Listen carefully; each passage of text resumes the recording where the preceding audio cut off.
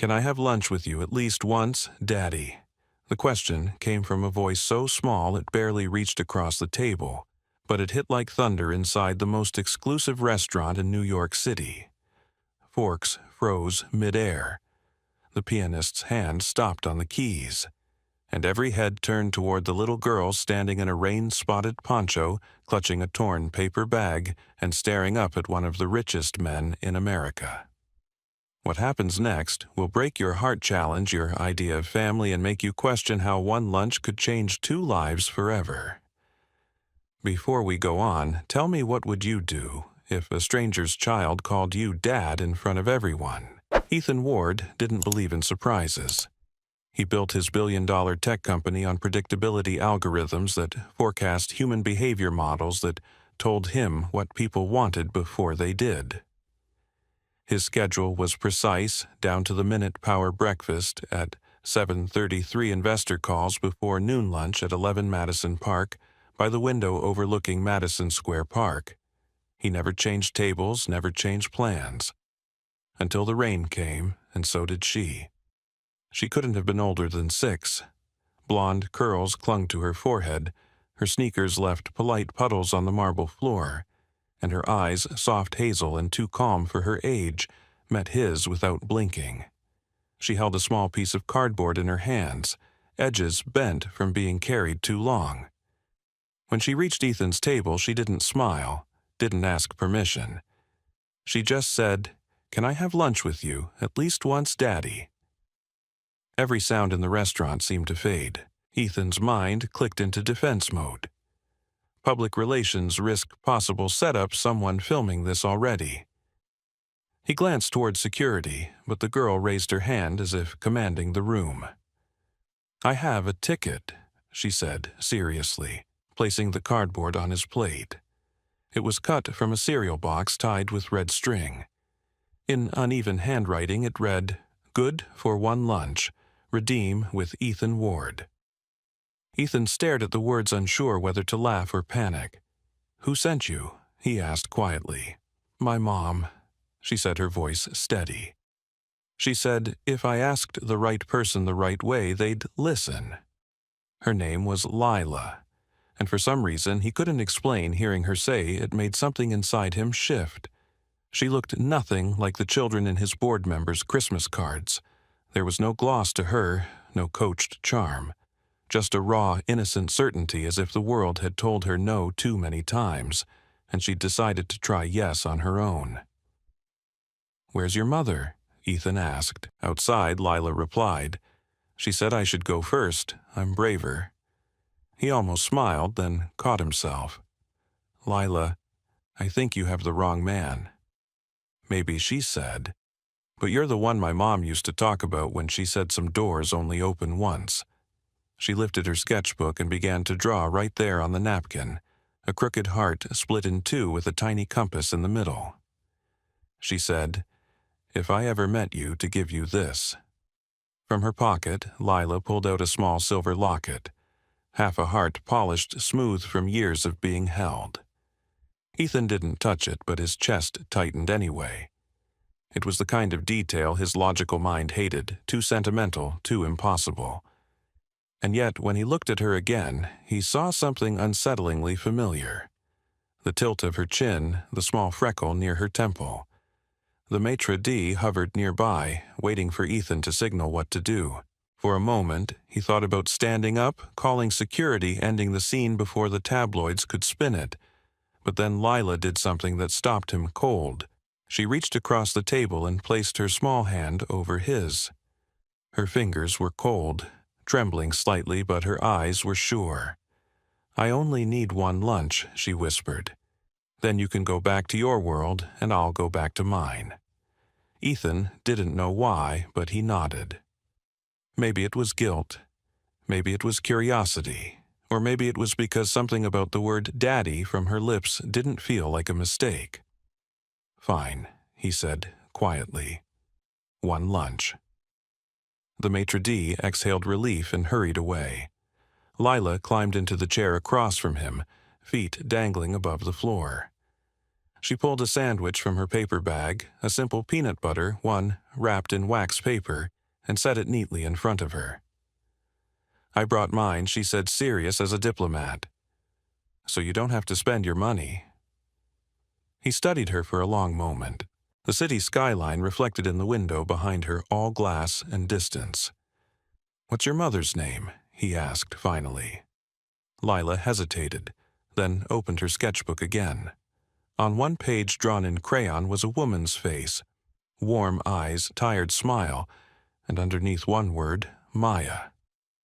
Ethan's hand froze halfway to his glass. Maya.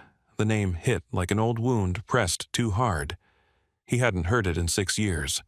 The room seemed to shrink. The air thickened with memories he didn't invite. "Do you know her?" Lila asked softly. He didn't answer.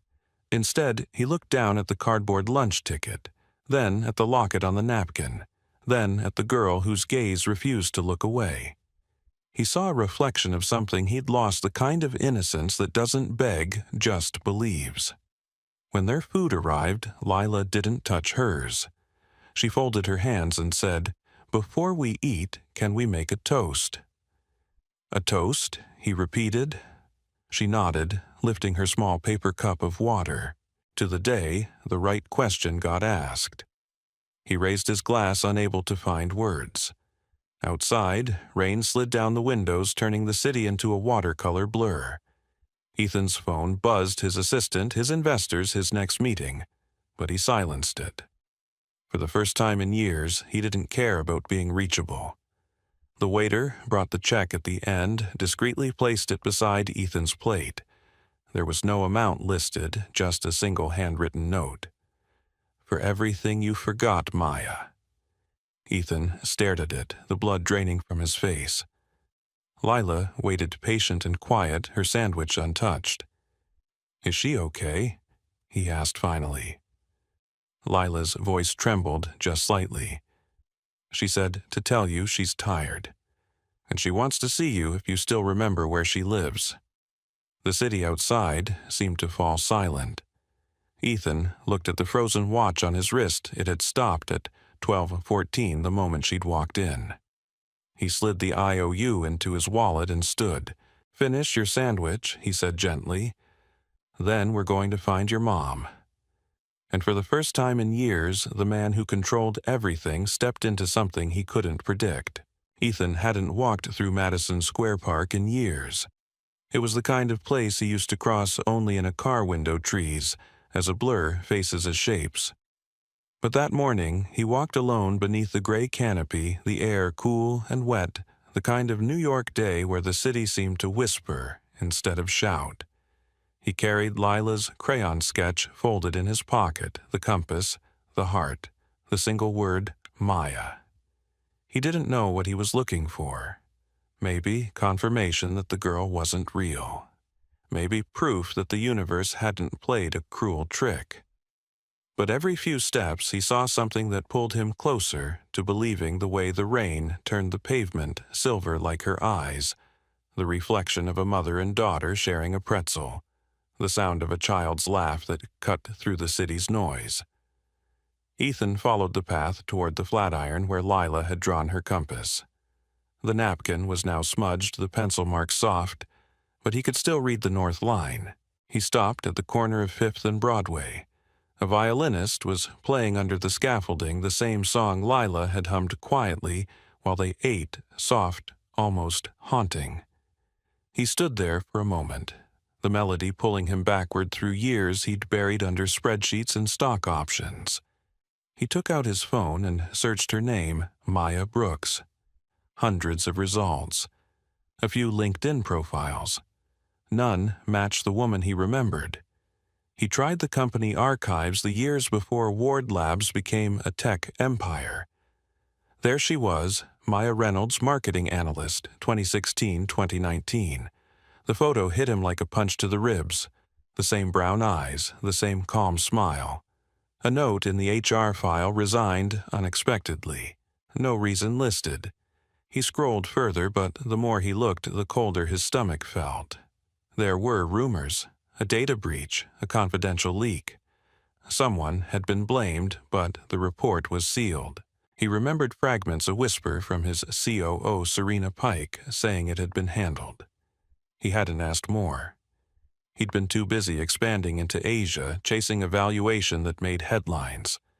Now he wondered what exactly had been handled and at whose expense. The next clue came from Lila's sketchbook, the page she'd left behind on the restaurant table. Ethan hadn't noticed it until later when he unfolded his napkin at home.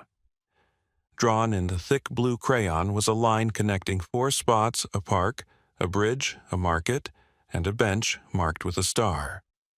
Underneath, in Lila's crooked letters, it said, "The places Mom still loves." That's how he found himself walking along the High Line later that afternoon. The rain had eased to a mist, the city humming below like a restless dream. He moved slowly, scanning faces, not sure what he hoped to find. At one point, he stopped near a patch of wildflowers and closed his eyes. The wind carried laughter, children, tourists, the rumble of trains, and then a sound that didn't belong, a cough low and dry, followed by a woman's voice calling softly, "Lila, not too close to the edge." He opened his eyes. Down the path, maybe 20 yards away, stood a woman in a faded denim jacket. Her hair was tucked under a knit cap, her posture slightly bent, but there was no mistaking her. Maya. The years had reshaped her carved lines where there had been brightness, but the essence was the same. She held a paper bag and a thermos, scanning the crowd. He didn't move. He wanted to. He wanted to run to her, to demand answers, to apologize, to say nothing at all. But something in him froze. Fear, maybe, or guilt, the kind that takes years to name. Then she looked up and saw him. It wasn't dramatic. No gasp, no music.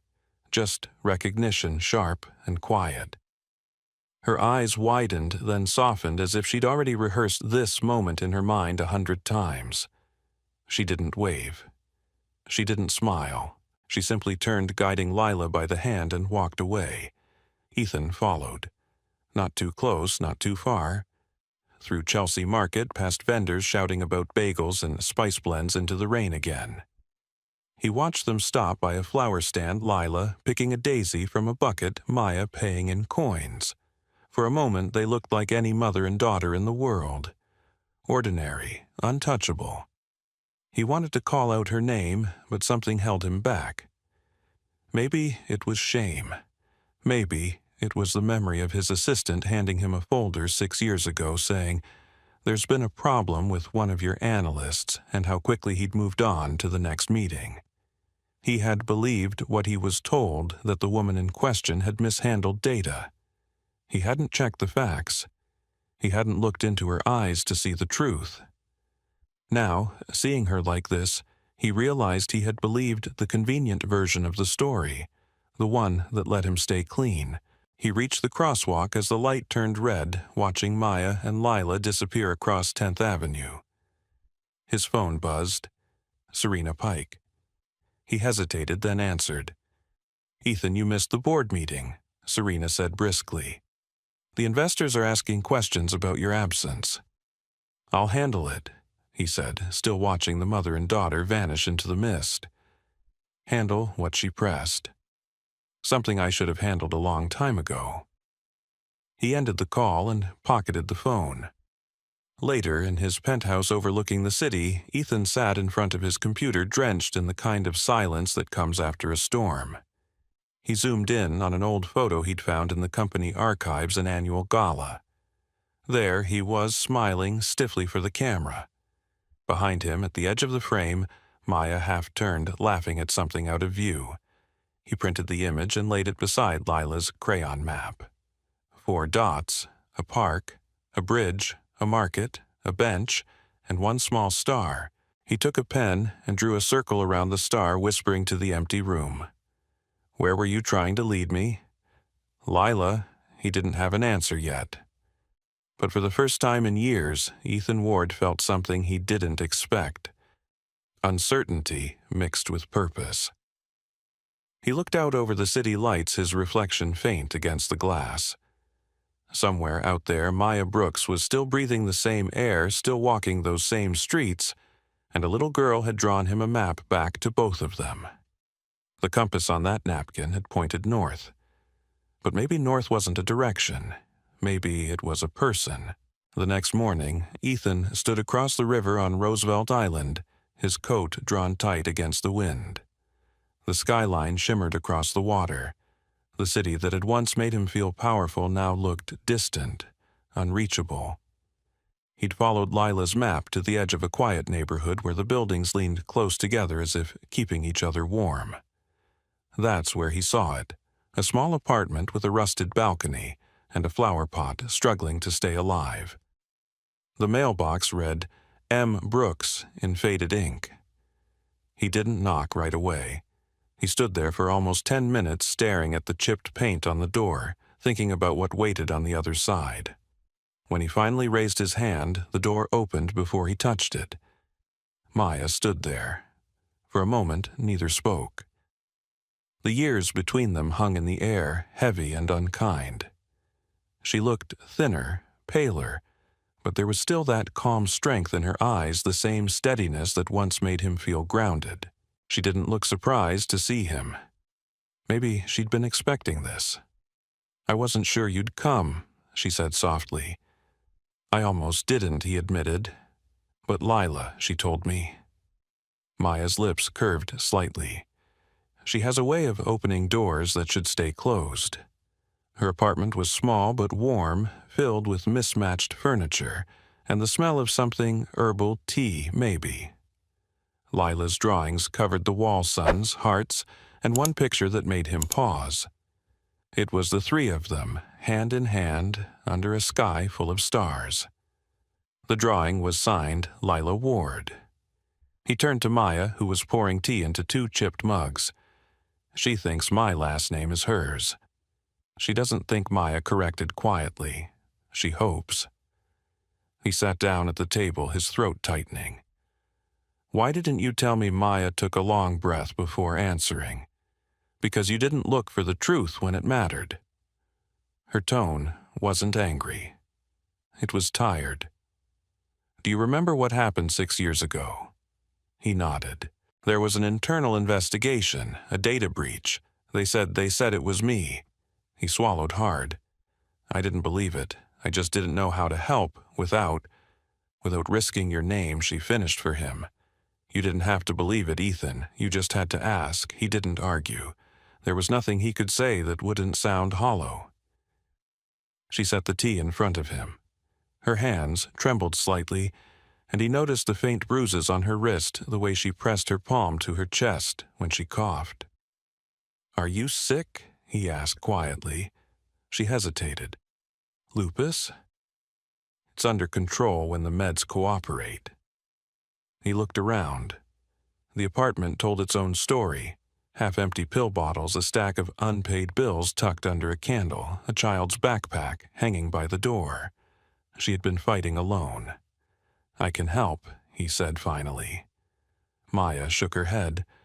"I don't want charity. It's not charity." His voice cracked. "It's responsibility." She stared at him, and for the first time he saw the weight she carried. Not just illness, not just struggle, but the exhaustion of someone who had been brave for too long. "You think writing a check will fix this," she said softly. "You think that's what Lila needs. She needs to know why you weren't there. Why I had to tell her stories about a man who was too busy to see what was right in front of him." He stood, the words hitting harder than she knew. "You're right," he said. "But I can't change what I didn't see. I can only change what I do next." She looked down at her hands. "And what's that supposed to mean? I'm going to make this right?" Maya gave a short, tired laugh. "You can't rewrite the past, Ethan." "Maybe not," he said. "But I can clear your name." Her eyes lifted sharply. "What do you mean?" "I've been looking into the old files. I think someone set you up. Serena Pike's name keeps showing up in the access logs." Maya blinked. "Serena. She was your right hand. She still is," he said quietly. That's what makes it worse. They sat in silence, the only sound the whistle of the wind against the windows. Then a knock came at the door, quick and sharp. Maya froze. "Are you expecting someone?" Ethan asked. She shook her head and went to answer. A nurse in a pale blue jacket stood outside holding a clipboard. "Mrs. Brooks, I'm here for your checkup. The community clinic sent me." Maya frowned. "I didn't request a visit." The nurse smiled gently. "It's already covered. Someone wanted to make sure you're taken care of." She turned toward Ethan and gave a small nod before entering. Maya's eyes softened, the edge in them dimming just a little. "You did this." "I called in a favor," he said. "You don't have to thank me." She didn't, but she didn't tell him to leave either. As the nurse unpacked her stethoscope, Lila burst through the door, her backpack half open, a daisy crushed in her hand. "Mom, guess what? I got a gold star at school." She stopped short when she saw Ethan. "You came back." "I did," he said with a small smile. Lila ran to him holding out the flower. "It's for you. Mom says daisies grow even in the cracks." He took it carefully, feeling something unsteady bloom inside him. "Your mom's right," he said. "Some things grow where they shouldn't, and that's what makes them strong." Maya watched the two of them quietly from across the room. For the first time, her shoulders seemed to relax. Maybe it wasn't forgiveness, not yet, but it was something close. That night, after Ethan left, he sat in his car overlooking the river.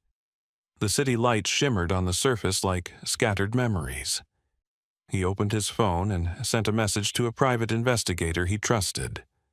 "Find everything you can about the 2019 data breach at Ward Labs. I want names, timestamps, access logs, everything." He hesitated, then added, "And do it quietly." When he hit send, he looked back toward the building where Maya and Lila lived. The lights in their window flickered, then steadied. He imagined Lila asleep clutching her sketchbook and Maya sitting beside her fighting to keep her eyes open. Ethan Ward had spent his life chasing control, chasing the future. But as the river wind pushed against the car, he realized something simple and terrifying. Some doors don't stay locked forever. And when they open, you have to decide whether you'll walk through or turn away again. It was late afternoon when the clouds over Washington Square darkened, and the air turned heavy the way it does before a storm. Ethan sat inside a small cafe near the park's arch, staring at the untouched coffee in front of him. The rain had begun again, faint at first, tapping against the window like someone testing whether to come in. Across from him sat Maya, her hands wrapped around a mug of tea, steam rising into the narrow space between them. Lila sat at a nearby table, drawing in her sketchbook, her legs swinging beneath the chair. They hadn't spoken much since he arrived. The silence wasn't awkward. It was cautious, the kind of silence built from too many things unsaid. Finally, Maya spoke. "You found Serena's name in the files." Ethan nodded. "I did. It's all there, the access logs, the fake emails, the reports she buried. You were framed, Maya. And I let it happen." Maya looked out the window, her reflection blurred by the rain. "I figured as much years ago. But proving it wouldn't have changed anything back then. It would have changed everything," he said, leaning forward. "You wouldn't have lost your job. You wouldn't have disappeared. Lila wouldn't have had to." She cut him off gently. "Don't finish that sentence. We both made choices, Ethan. You chose your reputation. I chose survival." He wanted to argue, but she was right. He had built an empire by choosing what was convenient to believe. And now, sitting across from her, he could see what it had cost her to live with the consequences. Lila looked up from her sketchbook and grinned. "Mom, look." She held up a paper compass she'd made from napkins and straws. "See? It points to you." Maya smiled softly. "That's because I'm your home sweetheart." Ethan reached over and touched the makeshift compass. "Can I see Lila?" handed it to him proudly. In the center, she had drawn 3 dots connected by a line. "That's you, me, and Mom," she said. "And this part here," she pointed to a little crayon sun above them, "means the rain can stop now." Ethan looked at Maya. "She's wiser than both of us. She's too much like you." Maya replied quietly. "She asks questions she shouldn't." The bell over the door jingled and a gust of cold air swept in. Ethan's phone buzzed, but he ignored it. The world could wait. "There's something I need to tell you," he said, his voice steady. "I'm going to the board tomorrow. I'll show them the evidence. Serena will face an internal review, and your name will be cleared." Maya's eyes narrowed slightly. "That will destroy her career. She destroyed yours." "Maybe," she said, her tone even. "But what happens after that? The company takes the hit and you take the blame for letting it happen. You'll lose everything you built." "I've already lost the only thing that mattered," he said. "This time, I'm doing the right thing." Before she could respond, Lila tugged at his sleeve. "Daddy," she said softly. The word still felt strange, fragile between them. "Can we go to the park after the rain stops?" He smiled faintly. "We'll go." Maya looked between them, her eyes clouding. "You shouldn't make promises you can't keep." "I keep the ones that count," he said. The rain outside thickened the sky, darkening to slate. The cafe's lights flickered, catching the gold in Maya's eyes as she looked up at him. "You think fixing a file and firing someone will make us whole again?" He hesitated. "No, but it's a start." They sat in silence again, broken only by the clink of cups and the soft scratch of Lila's pencil. When the storm finally broke in earnest thunder rolling through the city, Maya whispered, "You were always good at changing the weather." He smiled sadly. "Maybe this time I'll do it for the right reason." As the rain hammered the windows, his phone buzzed again, this time with a message from his investigator. One line, proof secured. Serena met with compliance officer in 2019, forwarding subpoena draft. Ethan exhaled, reading it twice. The moment felt heavier than victory. He looked at Maya, who watched him quietly as if she already knew. "What now?" she asked. Now he said, "The truth finally has a voice." Lila reached over the table and placed her small hand over both of theirs. "Then, can we have pancakes after?" she asked. Maya laughed softly through the tension, and even Ethan couldn't help it. For a brief moment, it felt like sunlight pushing through the storm. Outside, the rain began to ease, drops slowing to a shimmer against the glass.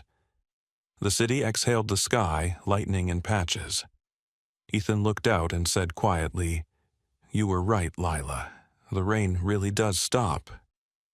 When they left the cafe, the air smelled like clean earth and renewal. Lila ran ahead, her arms stretched wide, spinning under the dripping trees. Maya watched her, the corners of her mouth softening. Ethan stood beside her, uncertain, humbled, but certain of one thing. Some storms don't destroy, they reveal. And as he watched Lila chase puddles, he knew tomorrow would not be the end of something. It would be the beginning of a world rebuilt on truth. The boardroom at Ward Labs had never felt so still. Sunlight cut through the glass walls, catching dust in the air that looked almost like snowfall. Ethan stood at the head of the long marble table, the city sprawling beneath him through the floor-to-ceiling windows. Around him, 12 board members waited, their faces a blend of confusion and curiosity. At the far end sat Serena Pike, calm, composed, a faint smile playing at her lips. Ethan laid a folder on the table. "Before we start," he said, "there's something you all need to see." He clicked a remote and the wall screen lit up with a series of time-stamped logs and archived emails.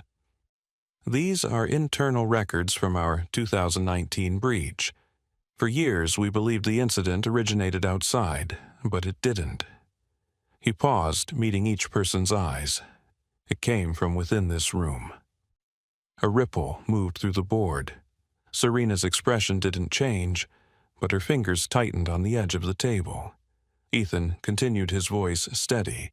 Maya Brooks was accused of leaking proprietary data. That accusation destroyed her career. The real perpetrator, he turned toward Serena, was you. She leaned back in her chair, crossing her arms. You can't be serious. You have no proof. I do. He gestured toward the screen. These are server access logs with your credentials. And here he brought up an image, a time-stamped security video as you meeting with our compliance officer hours before the breach went public. The silence was thick. One of the board members cleared his throat. Serena, do you deny this? Serena looked at Ethan, her calm cracking just slightly. You're risking everything, she said. You expose this, and you'll drag your own company through the mud. The stock will crash. You'll lose everything you built. Ethan's jaw tightened. Then, so be it. Because it was built on a lie. The room erupted into low murmurs. Some members exchanged glances, others whispered into their phones. Serena stood trying to regain control. You're not thinking clearly, she said. You're doing this for that woman, the one who manipulated you enough. His voice was low, controlled but final. Maya Brooks didn't manipulate anyone. She survived what we did to her. He turned to the board. Effective immediately, Serena Pike is suspended pending investigation. All relevant documents will be submitted to compliance and law enforcement. For a moment, no one moved. Then, one by one, heads began to nod. The chairman, a man Ethan had known for 20 years, spoke softly. It takes courage to face your own reflection, Ethan. Consider this your clean slate. When the meeting ended, Serena was escorted out, her composure dissolving into silence. Ethan watched her go, not with triumph, but with something closer to grief. The kind of grief that comes when you finally do the right thing and realize it came too late to undo the damage. Later that evening, he found himself back where everything had started. 11. Madison Park, the same table by the window. The maitre d' recognized him, nodded respectfully, and asked, "Party of one?" Ethan smiled faintly. "Not tonight?" Minutes later, Maya and Lila walked in. The light from the chandeliers danced in Maya's hair, and Lila carried her sketchbook tucked under her arm. When they reached the table, Ethan pulled out a chair for each of them. The table was set for 3 plates, 3 forks. Lila climbed into her seat, grinning. "So this is the fancy place you told me about." "This is the one," Ethan said. "But I think it's better now." Maya gave him a cautious look. "Are you sure this is a good idea?" "It's still your world, Ethan." He met her eyes. "It's only mine if I keep it that way." They ordered simple food, nothing showy. The conversation was quiet but easy. Lila told them about her school art project, a city made of cardboard and hope. Maya listened, her laughter softer than he remembered. For the first time, Ethan didn't check his watch, didn't glance at his phone. When dessert came, Lila opened her sketchbook and slid a new drawing across the table. It showed 3 people at a round table, a sun above them, a little heart floating between. She'd written 3 words under it: "One good lunch." Maya traced the heart with her fingertip. "She remembers everything she whispered." Ethan smiled. "So do I." He reached into his pocket and pulled out the small locket Lila had once given him, the half-heart that had started all this. He placed it in the center of the table. "I think this belongs here." Maya hesitated, then reached for her necklace. She unclasped it and revealed the other half. Together they snapped into place, whole again. The sound was soft, but it felt like thunder. Outside, the rain began to fall, light cleansing, almost rhythmic. Lila pressed her hand to the glass, watching it slide down the window. "It's raining again," she said. "But this time, it's a happy rain." Ethan looked at Maya. She was smiling now, not out of politeness or nostalgia, but out of peace. He raised his glass, and for the first time, they toasted together. No guilt, no silence, just three people sitting at one table, finally sharing the same story. The next morning, Ward Labs released a statement. Past wrongs acknowledged. Future built on truth. The markets dipped briefly, then steadied. And in Ethan's office, framed beside his degree, and the company's first patent, hung a small wrinkled IOU cut from a cereal box. Good for one lunch. He kept it there as a reminder that sometimes the most important deals aren't signed with ink, but sealed across a table with 3 forks, 1 heart, and the courage to start again. The story of Ethan, Maya, and little Lila is not just a tale about lost love and rediscovered truth, it's a mirror held up to the human heart. It reminds us that even in the coldest corners of success, warmth can return when one person chooses courage over comfort. Ethan Ward began his journey as a man who had everything: money, status, control, and yet nothing that truly mattered. Behind his towering office windows, he lived in isolation, proud of what he built, but blind to what he'd broken. One small voice, trembling but brave. "Can I have lunch with you?" At least once, Daddy shattered that illusion. That question didn't just pierce his heart. It rewrote his entire life. Through the innocence of a child, Ethan was forced to face the truth he had buried under years of ambition. Lila's presence reignited something he thought was lost forever: empathy. It led him to Maya, the woman whose absence had haunted him more than he cared to admit. Her quiet strength, her unspoken pain, and the life she built out of nothing became a reflection of everything he had failed to see. In her silence, Ethan found judgment. In her forgiveness, he found redemption. As the story unfolded, the rain that once symbolized loneliness turned into a cleansing force. It washed away guilt, deceit, and pride, leaving behind the raw truth of what it means to be human. Maya's courage to survive, Lila's purity of heart, and Ethan's decision to face the past came together to form something rare, a reconciliation not just of people, but of souls. By exposing the corruption that had destroyed Maya's career, Ethan didn't just clear her name. He cleared his own conscience. And in doing so, he redefined success. No longer measured in numbers or prestige, but in honesty, family, and love. The final image, 1 table, 3 forks, captures everything. It's simple yet profound. The man who once ate alone in silence now shares his meal with the 2 people who gave his life meaning. The table isn't just a setting. It's a symbol of restoration, of second chances. It reminds us that healing doesn't come all at once. It comes one conversation, one apology, one act of truth at a time.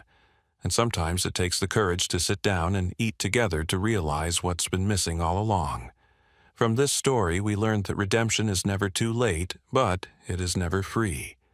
It demands humility, the strength to admit our faults, and the will to make them right. It teaches that the past doesn't define us. Our response to it does. Whether in family, friendship, or love, the real victory lies not in perfection, but in persistence, in choosing compassion when pride feels easier.